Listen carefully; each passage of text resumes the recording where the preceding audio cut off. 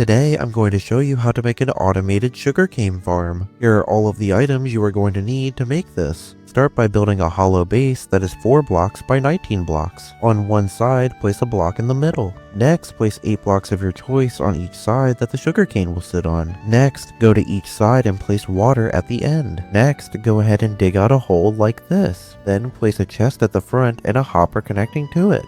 Then, go ahead and place a trapdoor on top. Next, go ahead and build up the back wall by 1 block. Now place pistons facing where the mud is. Next, place observers that are facing the same direction as the pistons. Next, go ahead and finish up the wall. Go ahead and place blocks on the back of the pistons with redstone on top of it going into the observers. Go ahead and place blocks in the middle, that way no sugarcane gets stuck. Now you can go ahead and finish up the roof. Next, go ahead and place in your sugarcane. To finish it off, go ahead and place your glass in. And there you go, you have now built a fully automated sugarcane farm.